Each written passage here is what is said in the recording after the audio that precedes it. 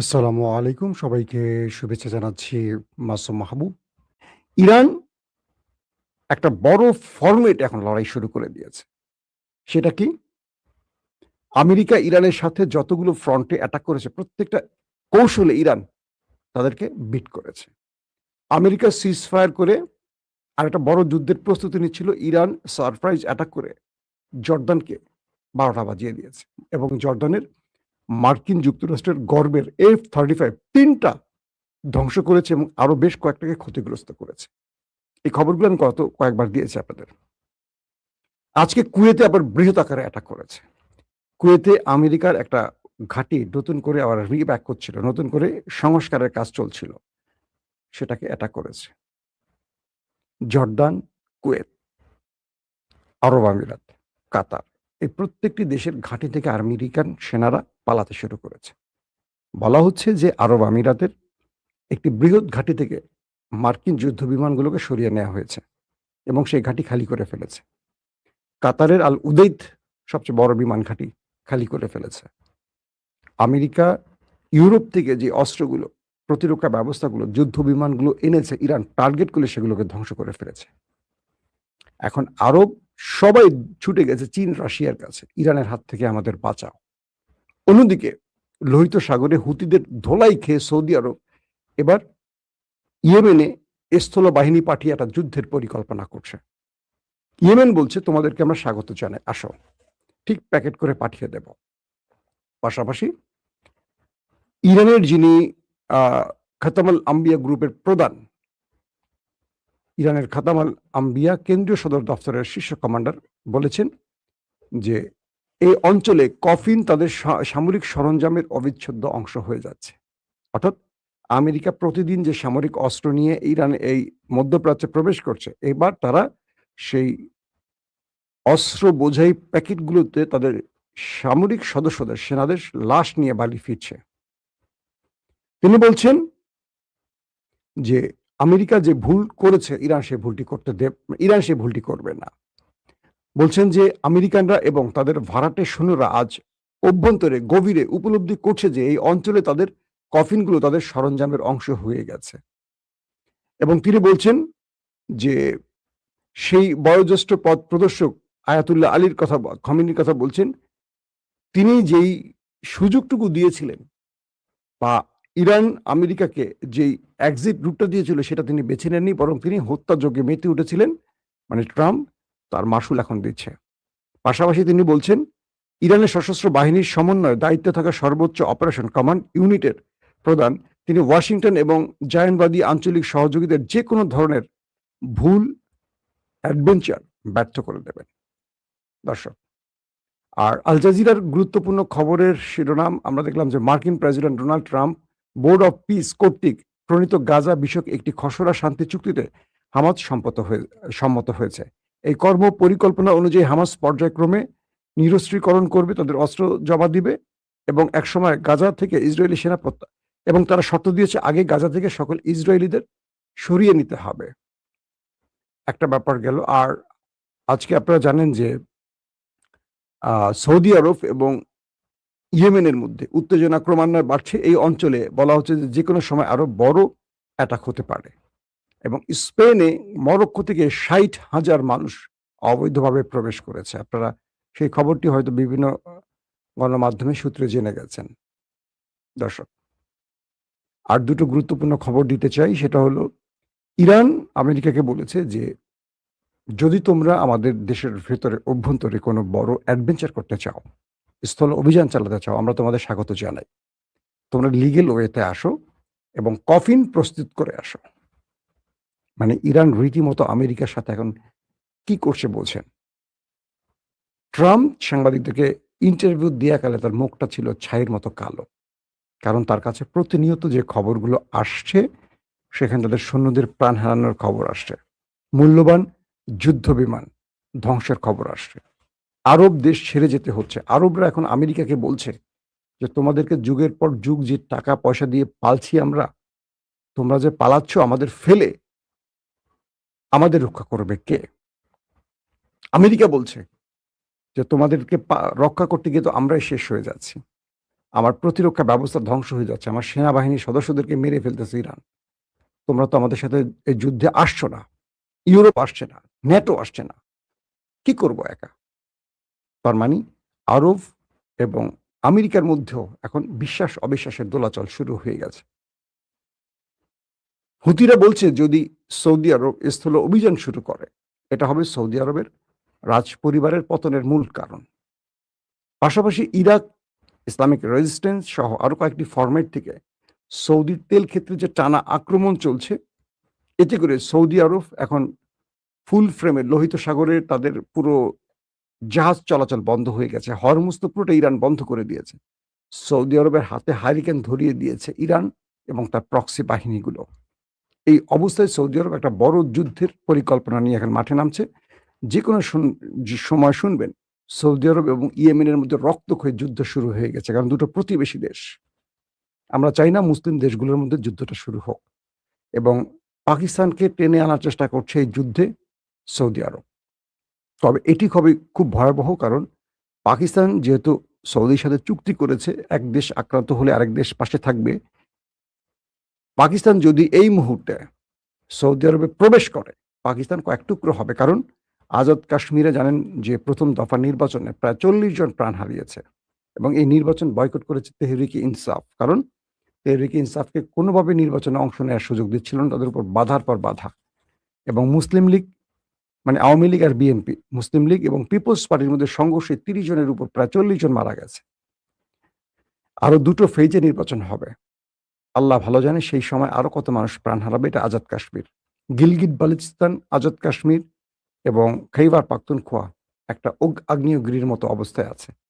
পাকিস্তান যখনই সৌদি আরবের সাথে যুদ্ধে জড়াবে, তখন পুরো পাকিস্তানের মধ্যে বিচ্ছিন্নতাবাদী বা এই স্বাধীনতাকামী গ্রুপগুলো বড় অ্যাটাক চালাবে এবং পুরো পাকিস্তান কয়েকটা টুকরো হয়ে যাবে। কনফার্ম থাকেন। এখন শেষ পর্যন্ত পাকিস্তানের ক্ষমতার প্রধান যিনি ফিল্ড মার্শাল আসিম মনির, তিনি কি এই ভুলটা করবেন? এটা আমাদের দেখার জন্য অপেক্ষা করতে হবে। দর্শক, একটা খবর আমার চোখে আসছে, দৈনিক আমার দেশের মাধ্যমে একটা খবর পেয়েছি। সেখানে বলা হচ্ছে যে কওমি শিক্ষার্থীদের জামায়াতে যোগদানে উদ্বিগ্ন হেফাজত। বলা হচ্ছে যে সাম্প্রতিক সময় কওমি মাদ্রাসার অনেক ছাত্র শিক্ষক তারা জামাতে যোগ দিচ্ছেন। এই বিষয়ে কওমির আলেমরা যথেষ্ট উদ্বিগ্ন আছেন এবং তারা বারবারই এই বিষয়ে জরুরি বৈঠক করছেন কিভাবে জামাতে যোগদান ঠেকানো যায়, এবং তারা অনেক আলেমদের নিয়ে এই ব্যাপারে বারবারই মিটিং করছেন। তো ওই বৈঠকে উপস্থিত একজন বলেন, কওমি ঘরানার আলেমরা জামাত জোটে থাকার কারণে কিছু শিক্ষার্থী দলটিতে যোগদান করেছে। এই বিষয়ে তারা অনেক বেশি পেরেশান আছেন। তবে একটি মজার বিষয় হলো, এই রিপোর্টে আরো বলা হয়েছে যে ভবিষ্যতে এই সংখ্যা আরো বাড়তে পারে, মানে জামাতে যোগদানের সংখ্যাটা বাড়তে পারে। তাই এখনো তারা যেকোনোভাবে সেসব আলিম এবং শিক্ষার্থীদের নিবৃত্ত করার চেষ্টা করে যাচ্ছেন।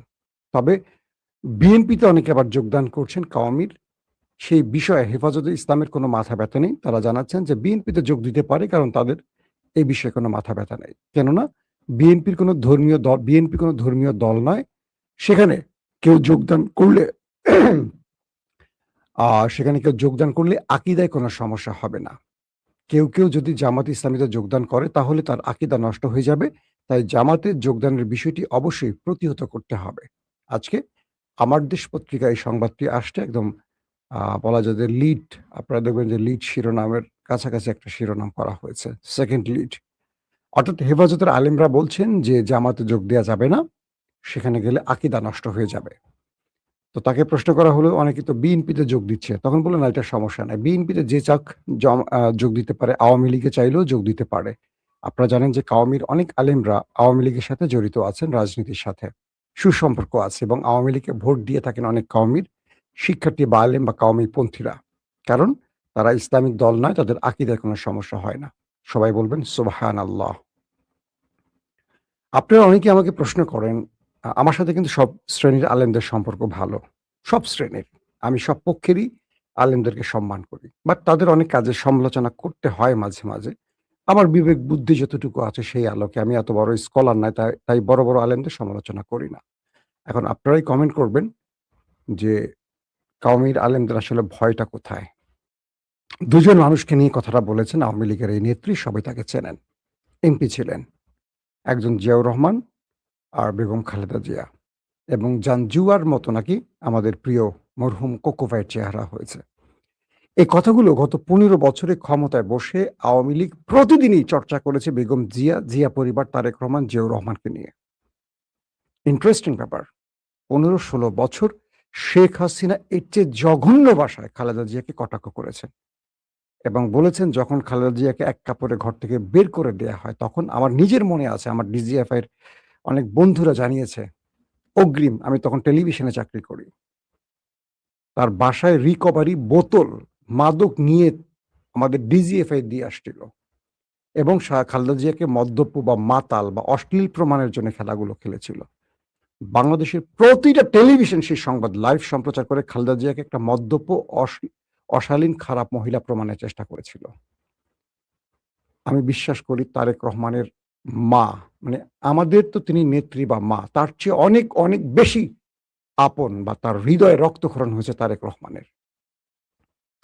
আওয়ামী লীগের যেসব লোক ১৫ বছর বিএনপিকে নির্যাতন করেছে, খালেদা জিয়াকে, জিয়াউর রহমানকে, তারেক রহমানদেরকে নিয়ে এই অশালীন মন্তব্য করেছে, জাইমা রহমানের চরিত্র নিয়ে যে ডক্টর মুরাদরা কি নোংরা ভাষায় কথা বলেছে, দেখেন আজকে সেই আওয়ামী লীগ বিএনপির সবচেয়ে আপন মানুষ এবং এই আওয়ামী লীগকে সাথে নিয়ে এনসিপি জামাতকে পেটাচ্ছে বিএনপির ছাত্রদল যুবদলের ভাইয়েরা।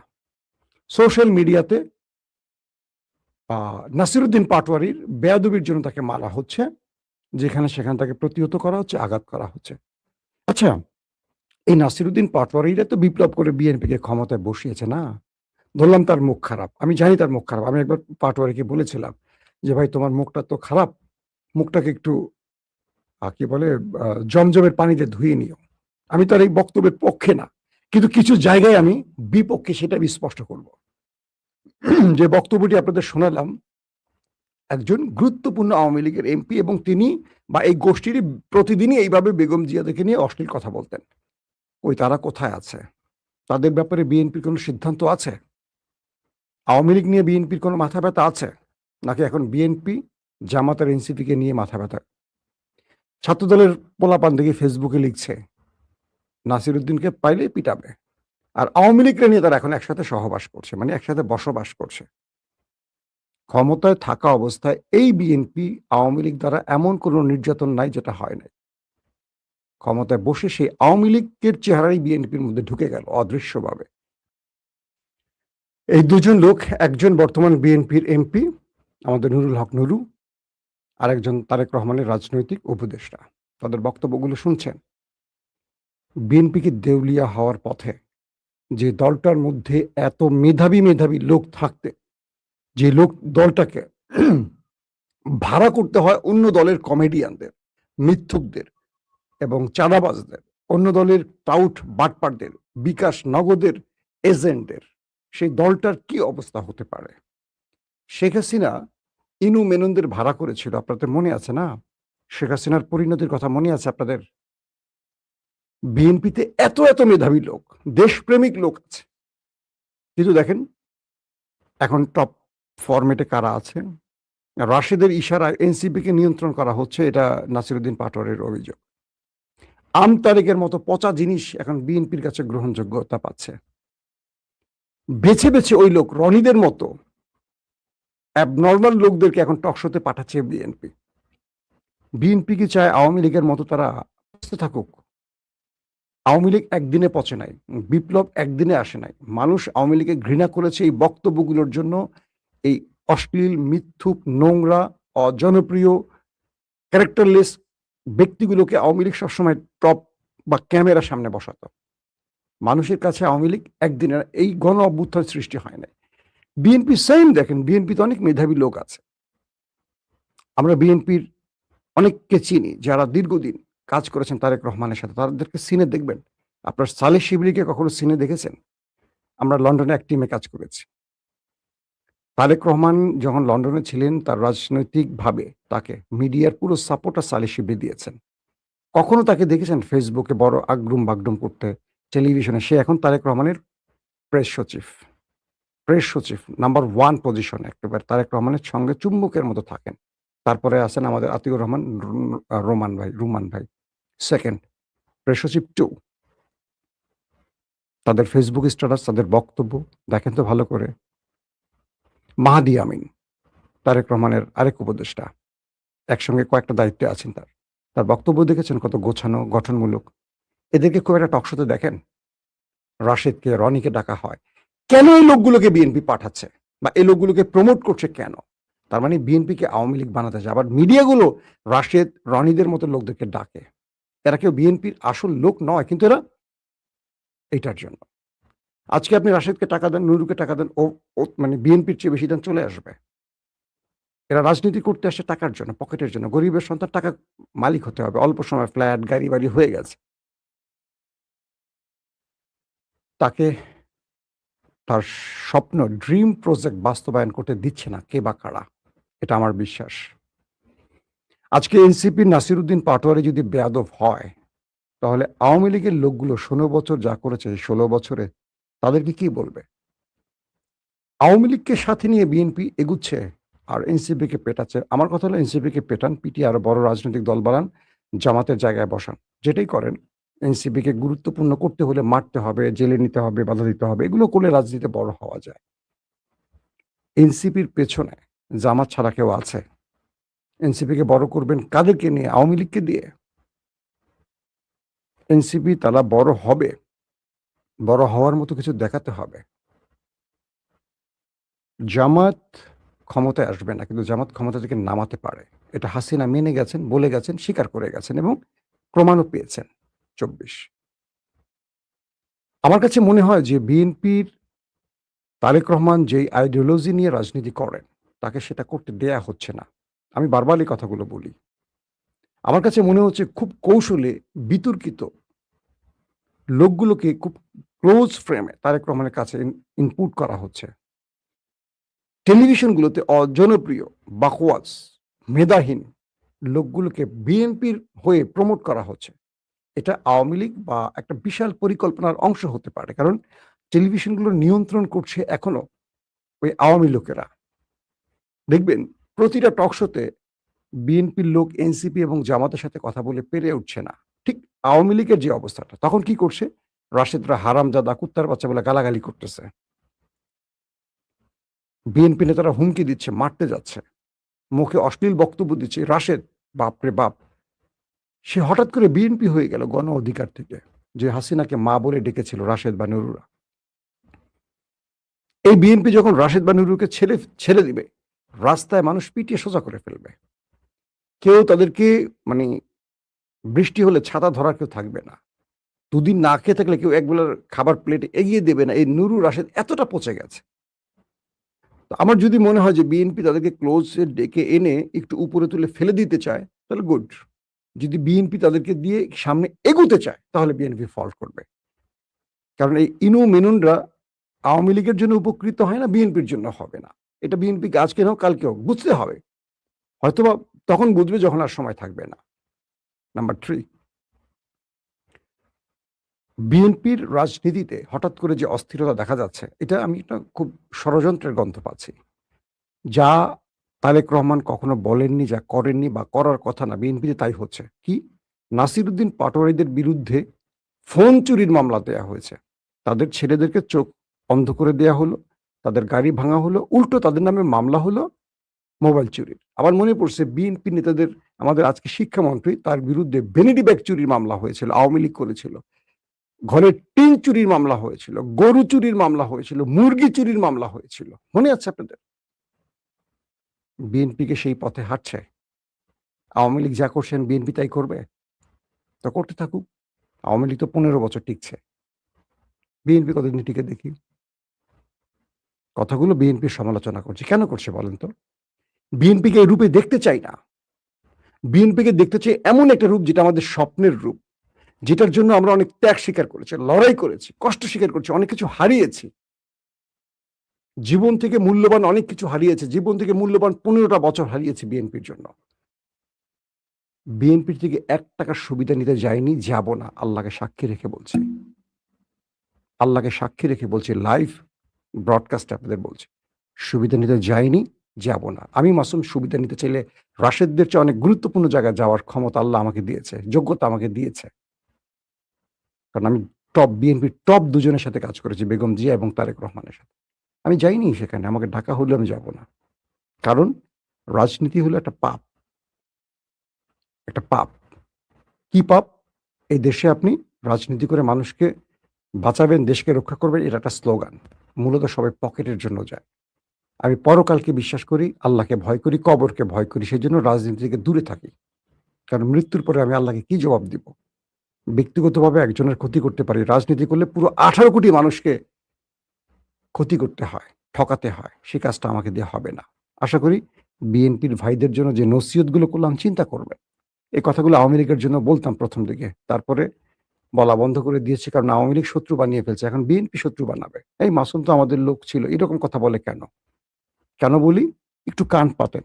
শুনতে চেষ্টা করেন মানুষ কি বলে বিএনপির এসব কর্মকাণ্ডে। সারা ডিস্ট্রিক্টগুলোতে, রাস্তাঘাটে, দোকানপাটে চাঁদাবাজি, বিভিন্ন অভিযোগ একদম সেফ। মির্জা ফখরুল ইসলাম আলমগীর কালকে কি বলেছেন? পূর্বের চেয়ে এখন চাঁদাবাজি, দুর্নীতি আরো বেড়েছে। এই রাষ্ট্রের কিচ্ছু পরিবর্তন হয় না, একমাত্র তারেক রহমান ছাড়া। কে বলছেন? মির্জা ফখরুল ইসলাম আলমগীর, দলটির মহাসচিব, এলজিআরডি মন্ত্রী। পূর্বের চেয়েও এই সময় এসে, মানে এই সময়ে গত ৫ মাসে দুর্নীতি আরো বেড়েছে, লুটপাট বেড়েছে। কেউ সঠিক পথে হাঁটছে না, বরং একমাত্র তারেক রহমানই চাচ্ছেন পরিবর্তন, আর কেউ পরিবর্তন হয়নি। মির্জা ফখরুল ইসলাম বলেছেন এই কথাটি, আমার বক্তব্য না। আজকের মতো বিদায় নিচ্ছি। প্রত্যেকে ভালো থাকবেন। আল্লাহ হাফেজ।